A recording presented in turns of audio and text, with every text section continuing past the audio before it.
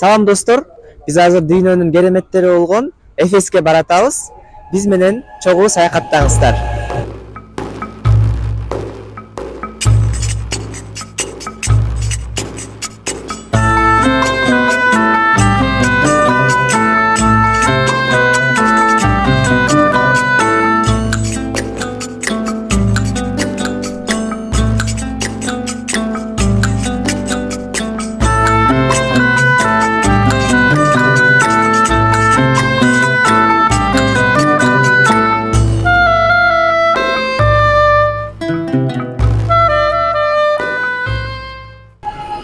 Келгиле азыр бияка избан менен отуруп Эфеске жөнөйбүз. Кеттик. Эфес деген бул мурун Грецияга таандык болгон эски жер алыбында калган шаар. Акыркы жылдары Турция аны жер алыбынан таап чыгып, кулап калган, урап калган урандылар менен аны кайра куруп, эски калыбына келтирген. Ал жакта ошондой мурунку 5-6 кылымдарга таандык болгон театрлар, китепканалар, мазарлар, кыскасы ошол доордогу Грециянын бир дооруна таандык бир эски маданиятты көрөбүз азыр.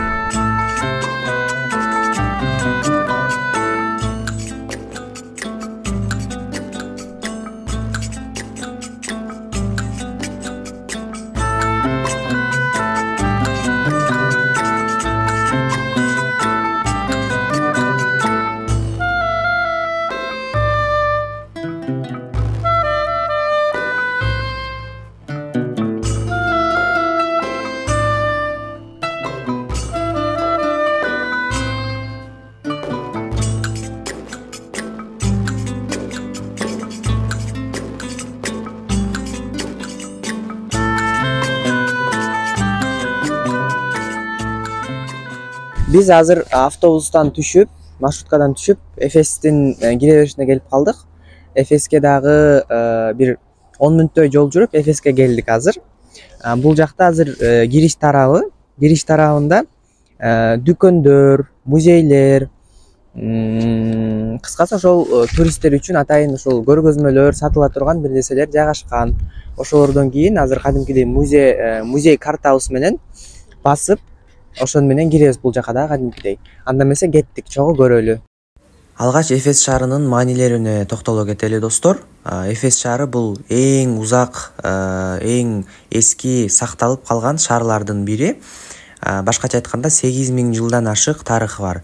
Ошондой эле бул көптөгөн падышалардын, көптөгөн империялардын, ошондой эле көптөгөн диндердин мындай куттуу, берекелүү шаарларынан болуп саналган. Христиандарга мисалы үчүн Мариям эне өмүрүнүн акыркы жылдарын ушул шаарда, ушул жерде сыйынып өткөргөн деп айтылат. Жана ошондой эле Мариям эненин жашаган үйү, сыйынган жерлери дагы бар. Ал жерлерге ошол белгилүү христиан диний ишмерлери, жанагы папа деп коет го, ошолор келип сыйынып турушкан экен бул жактарга. Андан сырткары баптисттер үчүн өзүнчө бир ыйык шаар болуп саналса, ислам дининде дагы бул жерде айтылган маалыматтар бар. Башкача айтканда Куранда 7 уктаган киши деп айтылат экен. Ошол 7 уктаган кишинин үңкүрү ушул жерде экен. Бир аз кыскача тарыхына токтоло кете турган болсок, ошол Рим империясы доорунда мусулмандарды башка динге өтүүгө кыйнашат экен. Алар болсо качып бир үңкүргө барып жашынып атып, ошол жерде уктап калышат экен дагы 300 жыл бою. Ошол Аллахтын колдоосу менен 300 жыл бою ошол жерде укташкан экен.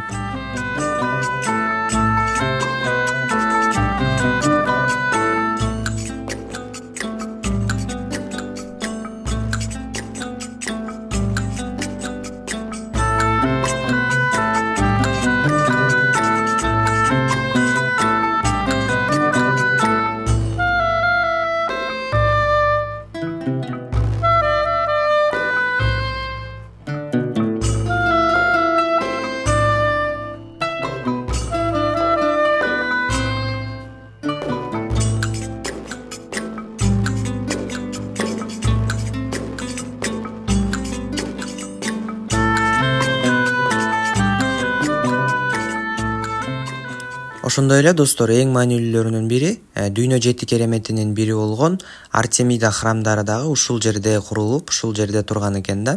Башкача айтканда ошол бир Артемида деген гректердин кудайынын чоң бир сыйынуучу жайы болгон.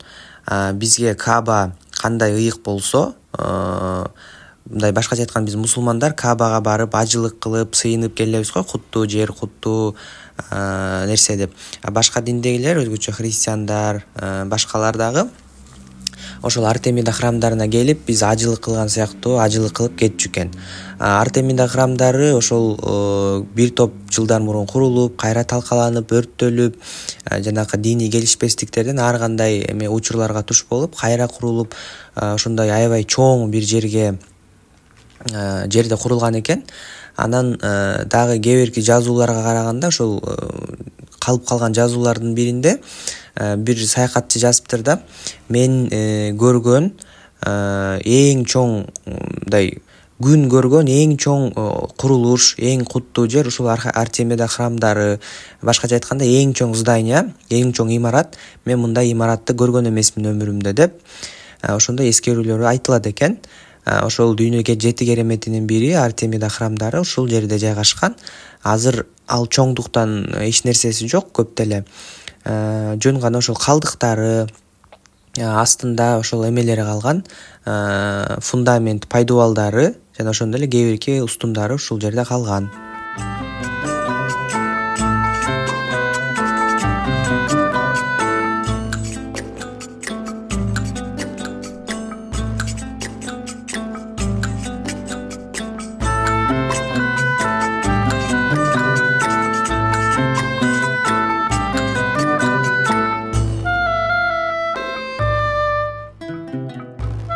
Сакталып калган эң чоң эстеликтеринин бири бул театры, ошол Эфес шаарынын эң чоң театры. Бул дүйнөдөгү эң чоң театрлардын экинчиси болуп саналат, менин билишим боюнча. Бул жерде ошол ар кандай саясий окуялар, ар кандай көргөзмөлөр, ар кандай оюн зооктор, улуттук оюндар, ар кайсы нерселер өткөрүлүп турган. Кинолордон көрүп калабыз го. Согушка чыгышып, эки адам аттын үстүндө ким бири-бирин өлтүрүшүп, же болбосо буканы ойнотуп, кызыл жибек менен. Ошол сыяктуу оюн зооктор бул ошол театрда болуп турганда, азыркы күндө дагы бул сакталып, ошол жер алдынан табылып, эң көркөм, кооз көрүнүштү берип, туристтердин көңүлүн буруп турат өзүнө.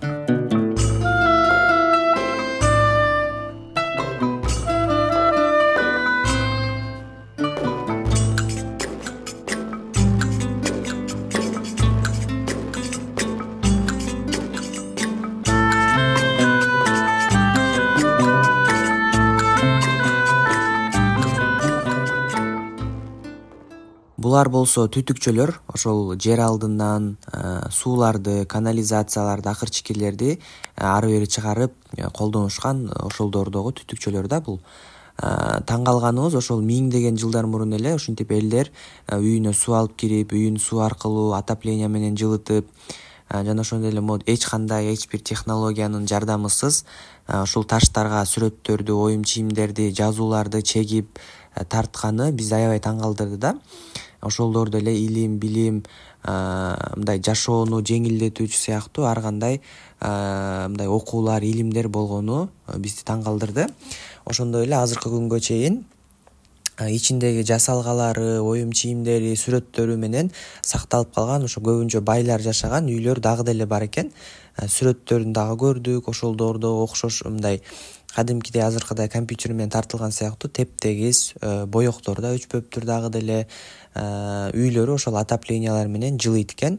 Ошолорго таң калдык. Канчалаган миңдеген жылдар мурун элдер ошол сыяктуу жашоолорун жеңилдетип, акыл эси өнүккөн экен да бир канча деңгээлге чейин эле.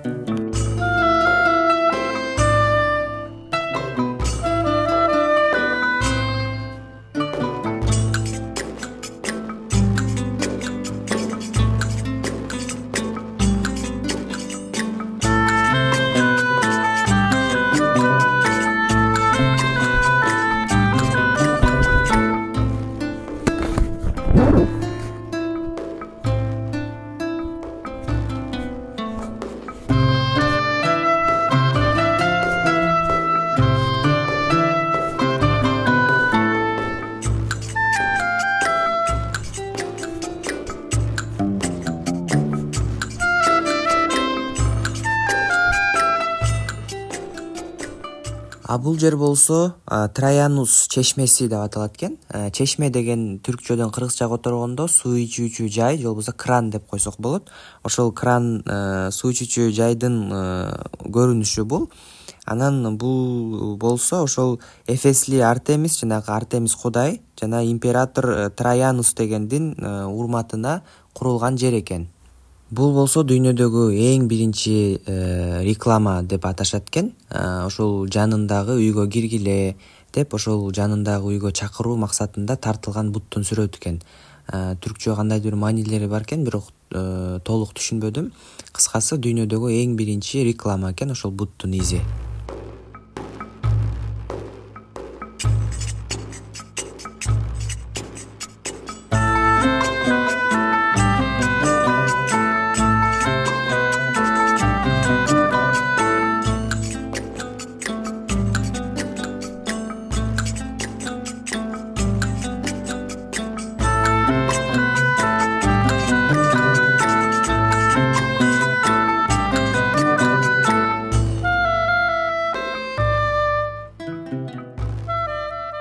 Мына достор, биз Эфестин эң таанымал жерлеринин бири китепканасына келип калдык. Бул китепканасы уранды астында, жер астында калган, анан аны кайра казып алып чыгарышкан. Анан ушундай акыбалга келтирип, кооздоп жасап коюшкан. Мунун ичиндеги көрүнүштөрүн, тарыхын, кайсы жылдары курулуп, кандай болгон, баарын бул жактан азыр кенен айтып беребиз. Китепкананын атын Цельсус, түркчөдө Желсус деп ар кандай тилде, ар кандай ар түрдүүчө айтышат. Бул Цельсус деген адам Рим империясы учурунда белгилүү бир саясий ишмер болгон экен. Ал өткөндө анын уулу ошол атын түбөлүккө сактап калуу максатында ушул китепкананы курдурган экен. Курулуу тарыхы биздин заманга чейин 105-107 жылдары деп жазылат. Бул китепканалар боюнча маалыматтар көбүнчө ушул китепкана жайгашкан жердеги жазууларга, ошол убактардан калган жазуулардан алынат экен.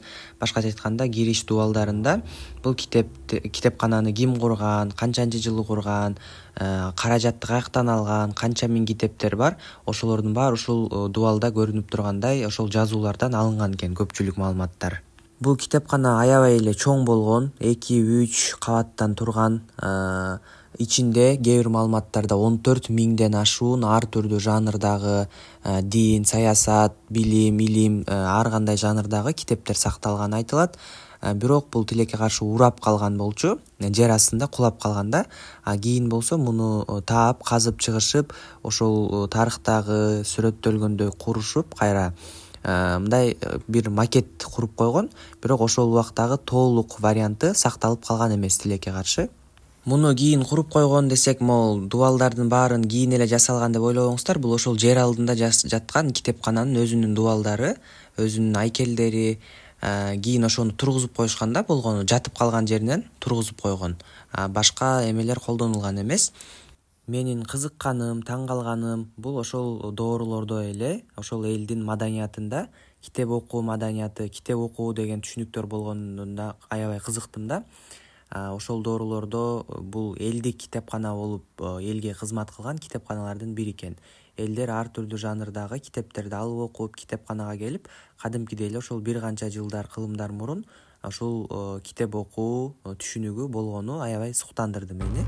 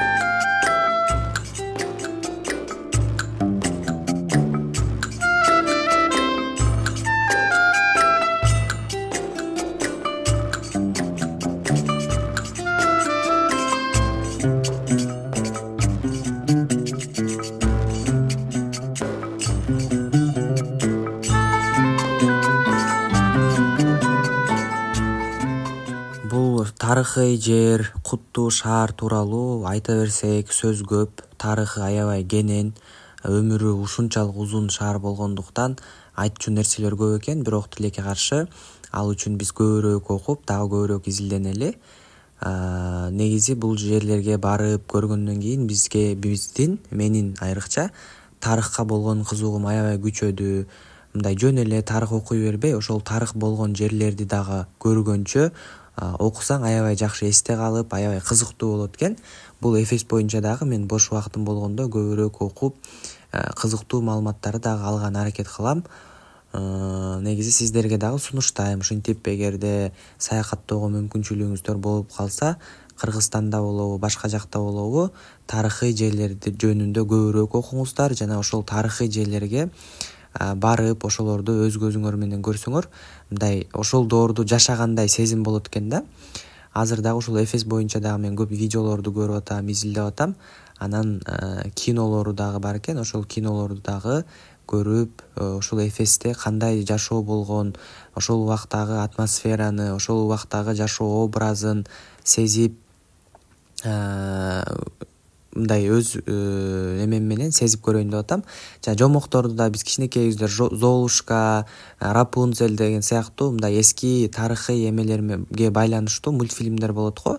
Ошолорду көргөн кандай кызыктуу болсо эле, чоңойгондо дагы ошол тарыхый жерлерди окуп, изилдеп, анан ошол жерлерге барып, өз көзүң менен көргөн, ошол Золушканы, ошол мультфильмди көргөндөй эле сезимдерди калтырат экен. Ошого акыркы күндөрү тарыхка болгон кызыгуум күчөп атат. Мисалы биздин Кыргызстаныбызда деле тарых аябай бай. Канчалаган шаарларыбыз бардыр биз билбеген, биз казып ачып көрбөгөн канчалаган жер алдында шаарларыбыз, урандыларыбыз жаткандыр. Буйруса алар дагы ачылып бизге белгилүү болуп, ушинтип күн жүзүнө чыгып калаттыр деген ишеничтебиз. Буйруса өз тарыхыбызды, дүйнөнүн тарыхын кенен окуп, көбүрөөк изилдеп, көбүрөөк маалымат алуу баарыбызга буйрусун. Мына достор, ушинтип Эфес эски шаарына болгон саякатыбыз аягына келип жетти. Сиздер менен сонун кызыктуу жерлерди көрдүк, кызыктуу маалыматтарды алдык деп ойлойбуз. Буйруса дагы ушул сыяктуу саякаттарды сиздер үчүн дагы тартып берүүгө даярбыз.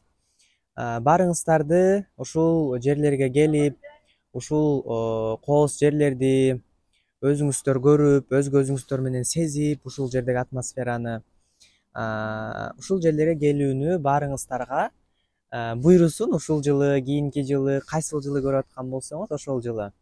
Кийинки чыгарылыштардан көрүшкөнчө саламатта туруңуздар.